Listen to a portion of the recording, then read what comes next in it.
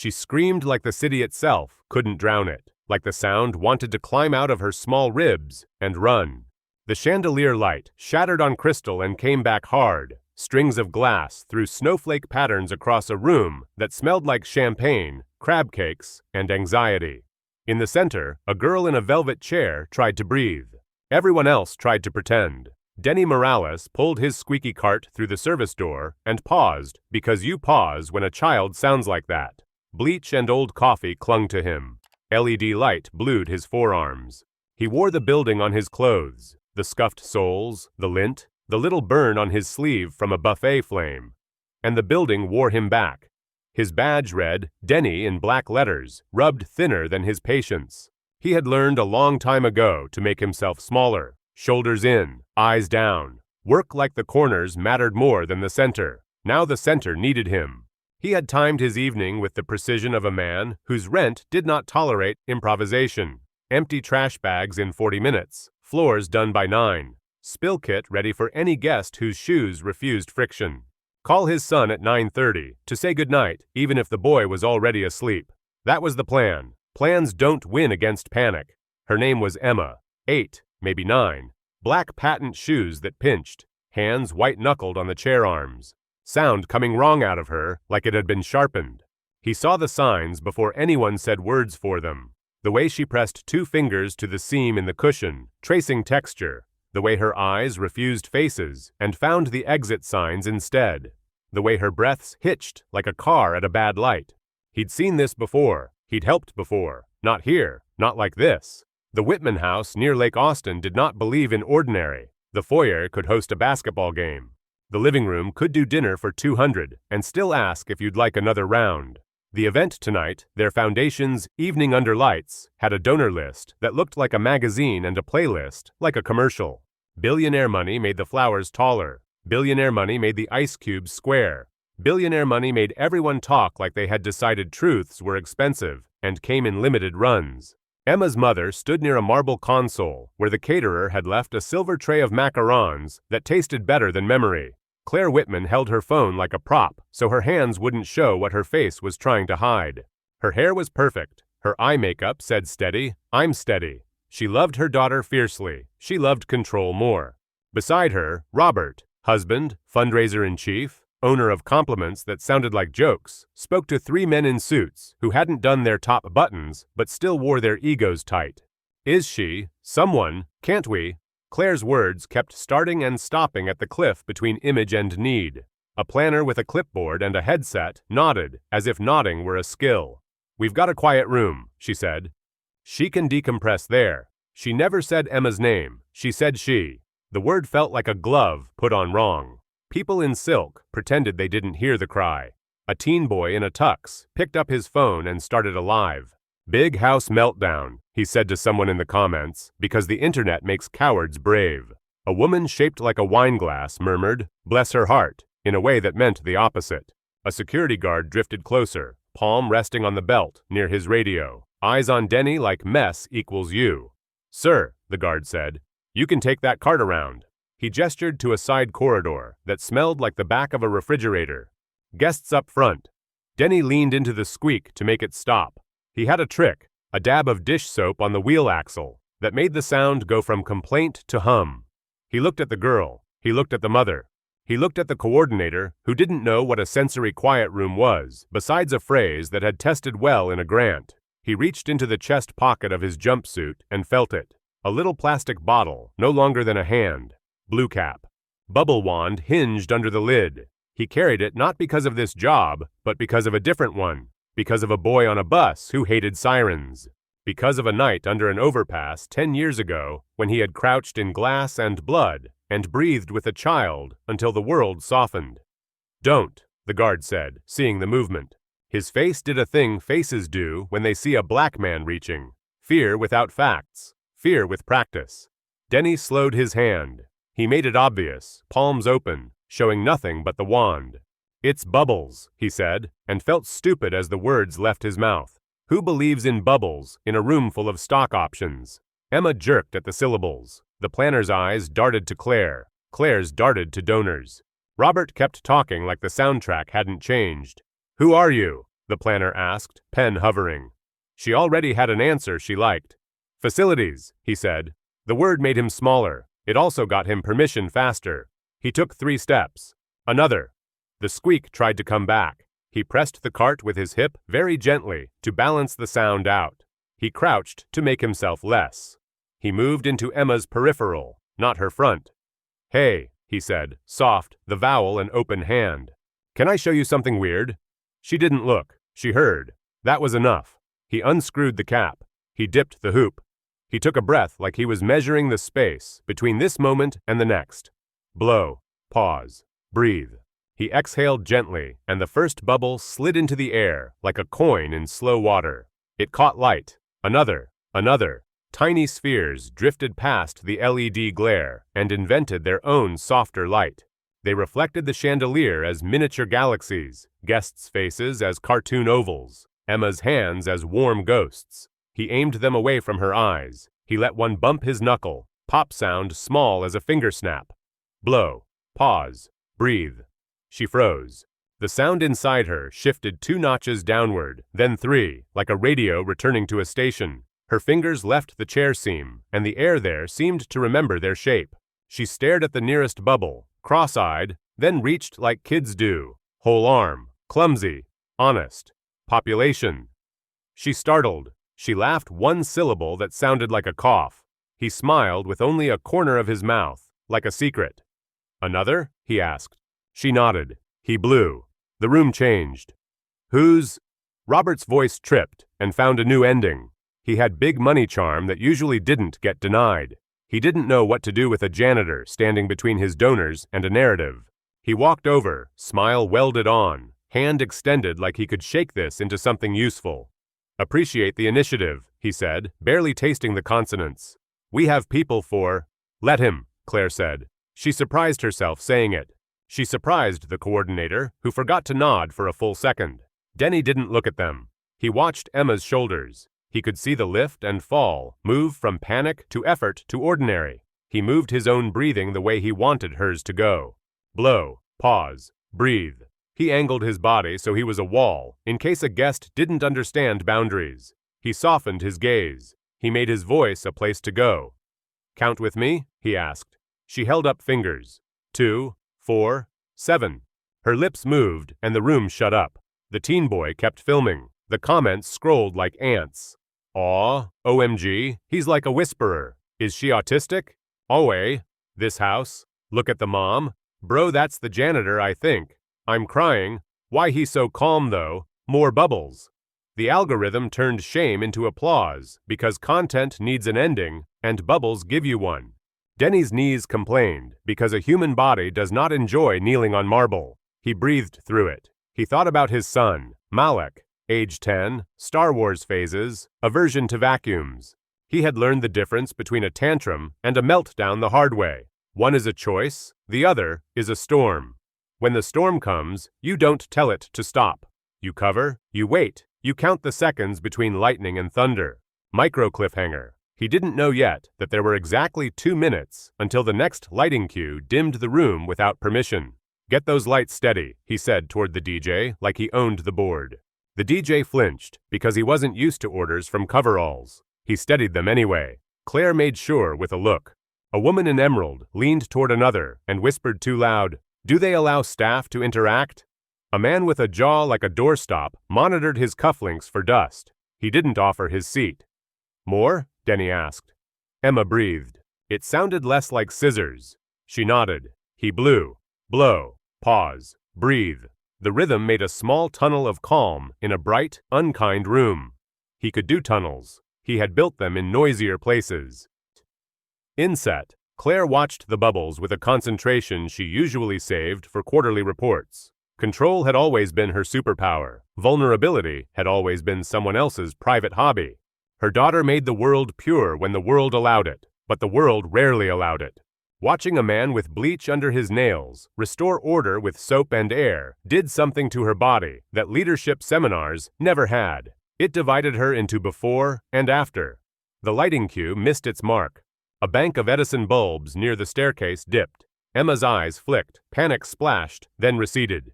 Denny blew, faster now. Pop, pop, pop. The room held, then settled. He felt the wind change, the panic passing over and past, like a big truck. He lowered his wand. He counted to 10 in his head. Slow. Her shoulders dropped. He looked up for the first time at Claire. He nodded. The nod meant, "You can come in now."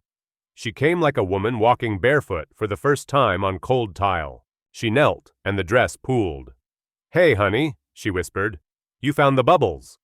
Emma touched her mother's cheek with fingers that had memory back. "Bubbles," she said, and the word was a whole story in one syllable. The planner exhaled so loudly, her headset buzzed. The DJ wiped his forehead with a cocktail napkin and left a black arc of dye on his hairline. Robert smiled so hard, he almost cracked and turned to a guest. "Our team is," he started. "It's not your team," someone said. No one admitted saying it. Denny sat back on his heels. He capped the bottle. He felt the room's attention leave his body like a tide. It went to Claire, because people prefer recognizable faces when the crisis halts. He liked it that way. If a room forgets you fast, it's easier to work. "Sir," the guard said, back at his shoulder. Now his voice had a please in it he couldn't pronounce. "Thank you." Denny rose. His knees argued. He moved his cart, and the squeak came back, louder, drawing eyes. The teen boy titled his phone to catch him in frame. "Hero custodian," he said into his mic, like words he never had to taste. "We stand." Light laughter. Content secured. The room went back to being the room. But not quite. He rolled his cart toward the corner, where the spills always hid. That's where he found it, slid under a chair cushion and half stuck to the wood with old tape, edges frayed. A photo the size of a palm. He pulled it with a gentleness that came from the part of him that still knew what adrenaline smell meant. The picture showed a younger Claire in a denim jacket, hair wind-tangled, holding a toddler with bandaged hands. Behind them, a paramedic unit blinked without sound. On the back, in ink gone soft and shaky, a child's scrawl. "Denny saved me." He didn't breathe for a second. He didn't move for 3. He turned the photo over. He found his own face there, younger, thinner, EMT patch bright on his sleeve, mouth doing that crooked, almost grin it did when he was trying not to look tired on film. He was holding a cervical collar in one hand and a bottle cap in the other. He suddenly tasted peppermint and ash, the mints he used to kill the smell of burn. He had not thought about that night in years. He had filed it in a place where you put the memories that have sharp corners. The rollover on 71, the wet grass, the overturned SUV like a beetle on its back, a woman, Claire, screaming without voice, a toddler trapped in a car seat, eyes distant, little chest barely lifting. He had crawled. He had clicked the belt loose. He had blown a bubble. He didn't even know why he had that stupid wand in his pocket that day. And the child's eyes had come back to him through a film of soap and terror. Blow. Pause. Breathe. He had found them again tonight without knowing it. The room lurched. "Is everything okay?" the planner asked, because checking people was her job, not seeing them. He slipped the photograph into his breast pocket like it might jump. He recorded its temperature on his skin.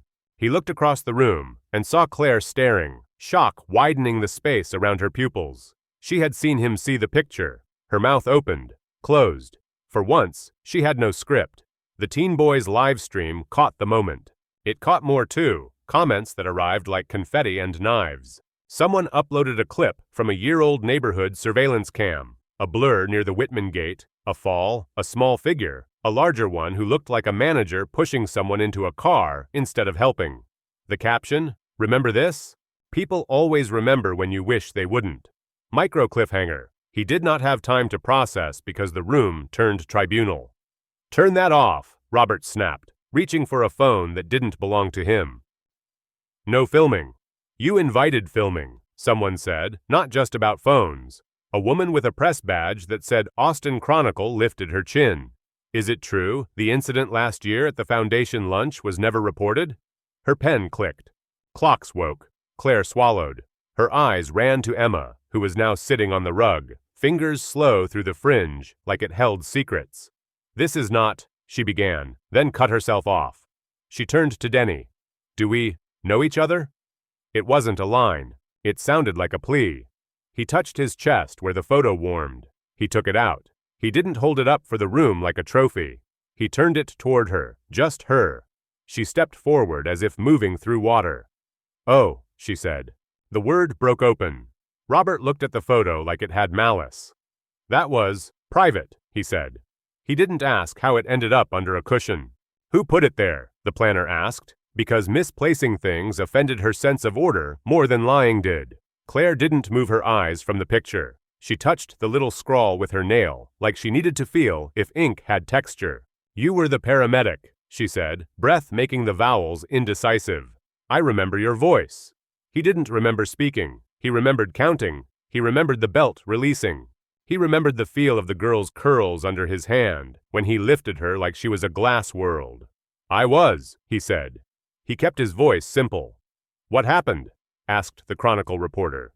"Why aren't you—" "Budget cuts," the guard offered, but his tone said he was guessing. "Life," Denny said. He looked at the cameras and felt the old heat of white light as a form of interrogation. "Different job."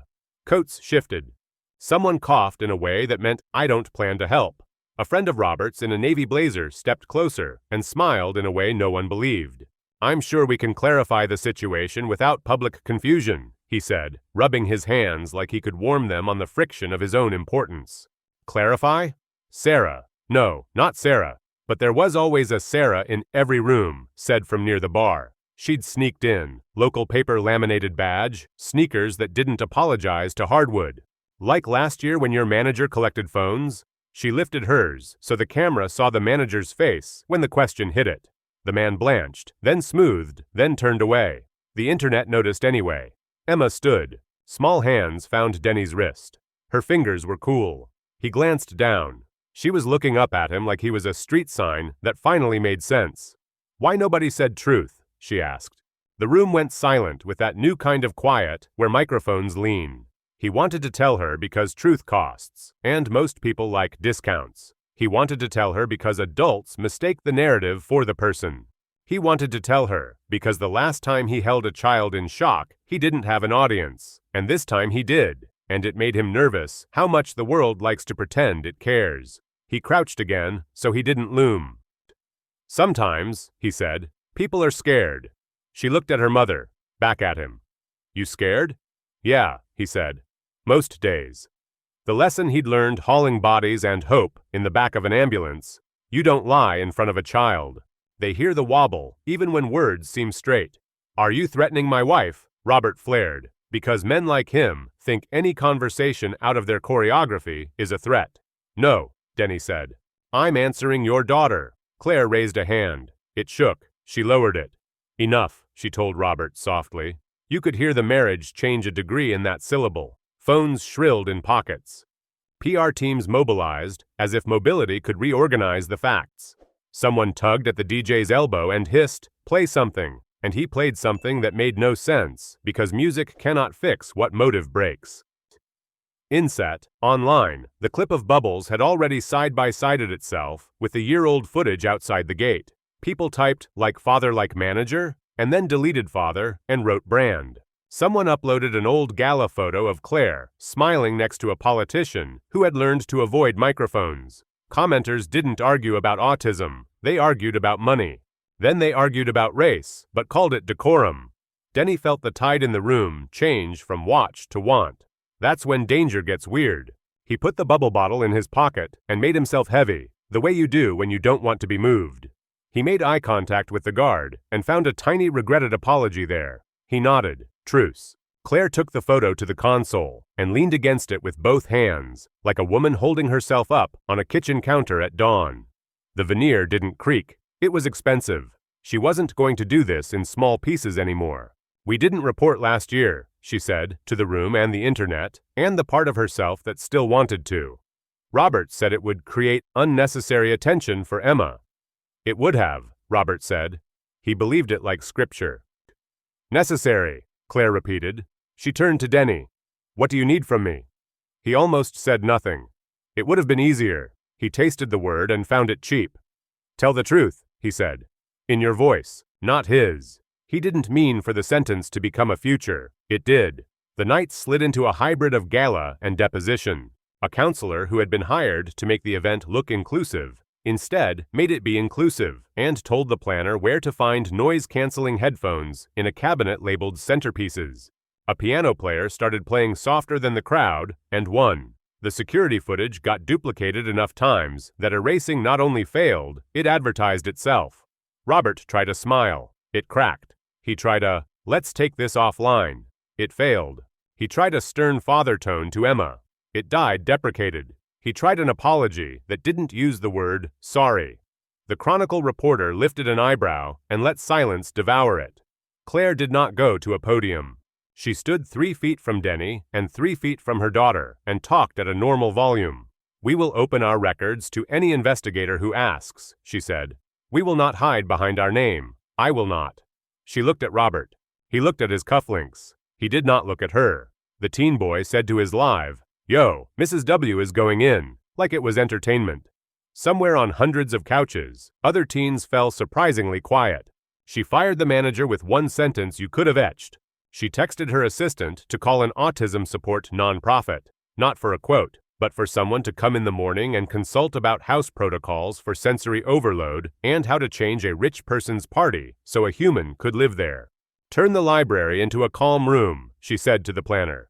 "Not a quiet room as decor, a real one. Dimmer switches, weighted blankets, labels for exits." The planner nodded, fast for once. Orders with substance felt like bones after too much mousse. Then she did something small, but not small.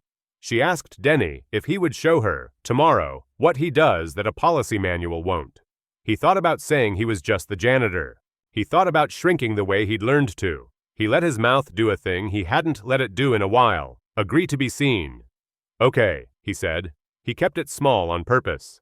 By morning, the clip had outsprinted the party. By morning, inboxes had moved from congratulations to concern. By morning, Denny's phone had 6 voicemails. 2 from eager producers, 1 from a guy who said brother 3 times in 20 seconds, 1 from his ex who said be careful, 1 from his mother who said I'm proud in Spanish and no other words because if she said more she'd start crying, 1 from the EMT captain he used to work under who said you could come back, doors cracked. He rode the bus to the Whitman house because the van pool for night staff only runs so late. The bus AC smelled like wet wool. A boy argued softly with himself about Pokemon evolutions. A woman in scrubs slept with her mouth open and didn't care who saw. Denny watched the city wake out the window. HEB trucks, runners with liquids clipped to their waists, a man in a Maserati who forgot how turn signals work when the car gets expensive. The front door opened like it knew him. Not just him, the kind of him. Staff entrance humiliated you with a pleasant chime. "Mr. Morales," the concierge said, the Mr. almost comical from a person who had called him buddy for a year. "Mrs. Whitman is expecting you." Claire had changed. Not clothes, way. The library had changed too. Overheads off, lamps on, light low and kind. Someone had already put a thick rug down and dragged in a pair of chairs that had weight, not angles. A rolling cart, a cousin of Denny's in chrome, stood stocked with things he recognized because he helped make the list at some point when no one paid him to. Chew necklaces, noise-canceling headphones, a box of squishy toys in blues and greens, weighted throw. On the shelf, a new clear cube glinted, empty. "What's that?" he asked. "A start," she said. "I thought, maybe, if this works, we keep something of yours here, not a trophy, a reminder." She flushed at her own sentence as if it could be misunderstood. "Only if you agree." He looked at the cube. He took the bubble wand out of his pocket and turned it over. The blue plastic had a scratch where it had kissed the marble. He thought about his old life. He thought about the EMT patch sewed onto a shirt folded on the top shelf of his closet under a shoebox full of library cards and warranty papers. He thought about the word facilities and how it had mistaken him for smaller than he was. He pulled his badge off. The cheap plastic rectangle smacked his palm. "Denny." The clip had chewed a corner. "Put that," he said. "The wand's for using. The badge can work by sitting there." The cube got it before noon. A small card got printed by one of those home labelers, rich people too, like because hand letters made them nervous. The card read, "The person who showed us how to listen." "Could we?" Claire asked, hesitant. "Could we name the room?" He looked at the shelves, the rug, the lamp with a pull chain that made a satisfying click. He thought about naming. He thought about who it's for. "Name it after your kid," he said. "She's the one who told the truth." She did. Emma's quiet room sat painted in words on a little brass plaque. Under it, in smaller, Morales Sensory Suite. People saw his name and made a face like they had bitten lemon and liked it. It didn't fix the street. It didn't fix courts. It fixed a room. The manager left quickly, as men do when women figure out what they were doing all along. Robert found cameras that were cruel to him for the first time and didn't know where to put his arms. He apologized to the Chronicle reporter on paper and to the internet with a donation that was too round to be sincere. People clapped and rolled their eyes at the same time. The teen boy posted a video titled, "I Accidentally Did Something Good," and got both hate and love, which is to say, he got what he wanted. The room got used, earlier than they thought. At a board meeting 3 days later, a director's kid, whose whole body writhed at the squeal of a chair leg, discovered that a dimmer switch could be a lifesaver. A server who had never had a space like that to sit and soften took 5 minutes, head in hands, and went back out steadier. Denny stood at the door twice to guard it from a couple who wanted to try the chairs because they looked so cozy. He didn't say please. He said no. He started going by a different schedule. Not away from the cart. The cart needed him, and he needed the cart. But between rounds, he spent 15 minutes in the quiet room, adding to a small binder on the side table. When noise peaked, how to ask a DJ without making him defensive. A map of exits that didn't require a gauntlet of stairs. He wrote in block letters. He drew little arrows. He added a page titled, "What to Do When People Film." It wasn't policy. It was a caring list. People began to notice their eyes looking for him when the music got too loud. That's how being indispensable feels. Like you're a thing the room leans toward without permission. Not everyone liked it. A donor muttered about access. A cousin of access, racism with duct tape, cropped up in jokes. Our janitor whisperer. House shaman. A woman tapped her wrist and told him he was late when he wasn't.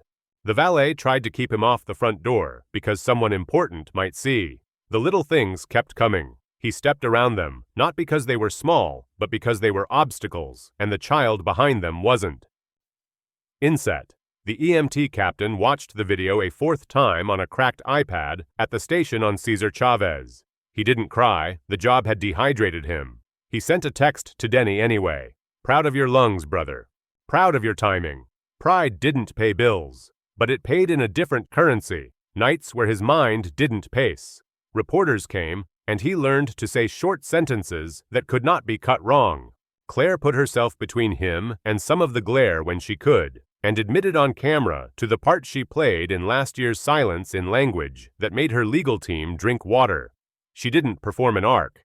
She walked it, one sentence at a time. Robert tried to make the story about philanthropy. The story refused. The Chronicle kept at it and turned online noise into sunlight that took root. And then, because the arc demanded it, the fall. His. On a Saturday in August, he went to H-E-B in his work pants because he had 20 minutes to shop before a double shift. He put eggs in the cart and cereal and a treat, those chocolate-covered almonds that pretend to be health. And a woman his own age in a sleeveless dress looked at his cart and then at him and then at his cart again. "Shopping on the big check?" she asked, tone sweet sour. "Must be nice to cash in." He stared at her like the box had spoken. "On what?" he asked, knowing but wanting her to hear herself. She flapped a hand. "You know. The bubble video. The badge in the cube. The room with his name on it. People make resentment into a hobby when life resists." He paid. He bagged his groceries with hands that turned ratchets. He walked out with his jaw unclenched and his throat tight. He sat in the van and let the AC blow straight into his face and the almonds melt into 2 small, ugliest gemstones in his palm. He didn't eat them. He saved them for Malik, who would be a scientist about it and leave his hands sticky and happy. The good kept going anyway. The bad, too. That's the thing about arcs. They don't smooth the way a narrative wants. They jig. They double back. They ask for new knees. The Whitman Foundation announced a grant for EMT scholarships and sensory-friendly public spaces, not as penance, but as purchase of a future they wanted to live in. They named the scholarship after Emma, not Denny, because she was the epicenter and because he told them to. The press release did not use the word hero for anyone. For once, the copywriter earned their money. In the lobby of the foundation offices, the cube with the badge sat under a light that didn't glare. People stopped. They read. Some of them made a face, like they were remembering how to swallow. A custodian from the night crew, Tasha, came to look on her break and took a picture and texted him. "Look what got upgraded." He replied with a bubble emoji and a blue heart. She sent back a broom. They laughed in their pockets. At the dedication of the room, there was a ribbon. There are always ribbons. Emma held the scissors. Denny showed her where to put her fingers. She cut once, clean. The ribbon curled away, and the room stayed. She walked in first, and collected the bubble wand on the tray, not like a relic, but like a tool, and she handed it to him. "Your turn," she said, small, certain. He blew. Blow. Pause. Breathe. The bubbles took the light and gave it back better.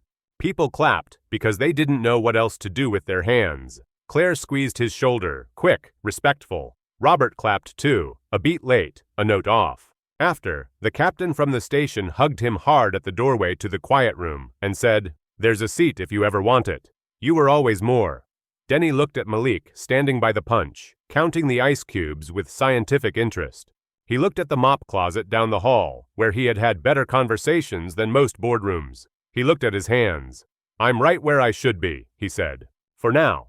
He did go by the station that week with a box of donuts, because rituals keep men alive. He sat on the tailboard and told jokes interns didn't earn and let the sirens wail in the far distance without needing them close. He kept the bubble wand in his pocket less often because the quiet room had 3. He kept carrying the Altoids tin he didn't need because habits aren't all bad. The house changed, not into a miracle, into something bearable. Servers got a break schedule with a place to sit that didn't look like broom handles. Guests learned the phrase, "Would it help if?" and didn't take offense when the answer was no. The security guard learned to set up stanchions to make a path without making a scene. The DJ learned the volume sweet spot for people whose ears weren't designed for money's favorite frequencies. The planner learned to write names, not she. People still messed up. People still grabbed phones first. People still forgot chairs. But then they remembered faster. If you walked into the Whitman house now, you passed a glass case with a badge that looked cheap and heavy at once. You saw the name Morales under it, and maybe you said it right, maybe you asked. You saw, if you looked harder, a little photo propped in the corner, edges still frayed. A child's scrawl on the back facing backward, so only the staff who cleaned at night read it and smiled. You read the plaque that didn't make a hero where a person stood. You noticed the quiet room in use because the door was sometimes closed and sometimes open, and either way, it meant someone cared. He still pushed the cart. It still squeaked. He kept a small bottle of dish soap in the tray to hush it when the sound bothered him. He hung a new lanyard under his badge that said ASKME in block letters because dignity isn't loud. He kept blowing bubbles when they were needed. Sometimes he didn't blow any at all and just sat, breathing, making the air heavier so panic had to move around him, not through. He still got looked through sometimes. He still got called buddy. He still got asked, "Can you?" Like there was a question mark about his ability to carry, fix, decide. He still went home to a tiny apartment that clung to heat and a stove that clicked 3 times before flame. He still found joy in the microwave ping and the way his son laughed at the same TikTok 3 days in a row. He still pressed his forehead to the freezer once in a while and felt the thin cold and said, "Thank you to nobody." He still had mornings where he wanted a different life and nights when he knew he couldn't survive it. He kept moving. On a Tuesday, 2 months after the party, he walked past the cube and saw a boy no older than 12, staring at the badge like it held a map. The boy wore a school polo and sneakers that clicked on marble. He had one AirPod in and the other in his pocket like a prayer. His mother tugged his elbow because donors needed to see her. He didn't move. "Cool?" Denny asked, stopping but not crowding. The boy shrugged like an entire world. "It's just plastic," he said, but he didn't mean it. "It was heavy," Denny said. "Now it's useful." "How?" the boy asked. "Because people see it and remember what they forgot," Denny said, then regretted being profound in front of a kid. He angled his body to leave. "You blew bubbles," the boy added, like he was reminding him who he was. He smiled. "Sometimes air in the right shape is everything," he said. The boy nodded with too much seriousness for 12. "I get loud," he said, like confessing to a stranger was the safest variant. Denny nodded back, like the world made sense if you counted differently. He kept walking. He didn't look back. He didn't need to. Have you ever watched an entire room choose a child over a headline? It happens. Not enough. More than never. On the anniversary of Nothing Official, Emma stood under the chandelier that didn't seem so mean anymore. She wore sneakers with her dress, because you can learn better choices. She pressed the pull chain on the lamp in her room that made the light click to ready. She blew bubbles and then set the wand down, not like she was giving it up, but like she was sharing. Denny sat on the floor to fix a chair leg that wobbled because 3 parties and 1 chess game had tired it out. He listened for the squeak that told him metal near metal needed mercy. He found it. He handled it. He breathed in. He breathed out. When the room emptied and the night staff wiped and folded and stacked, and the planner's headset lay quiet on a side table, and the DJ's playlist stopped at a ballad that held its own silence, he stood in the doorway of the quiet room and looked at the cube. His badge under glass made him itch and made him soft. He touched the top with 2 fingers, like you'd touch a gravestone you were grateful for, but didn't like. He walked out. He pushed the cart. The squeak came back, briefly. He reached for the dish soap. Blow, pause, breathe. Kindness is the small quiet that teaches the loud world how to listen.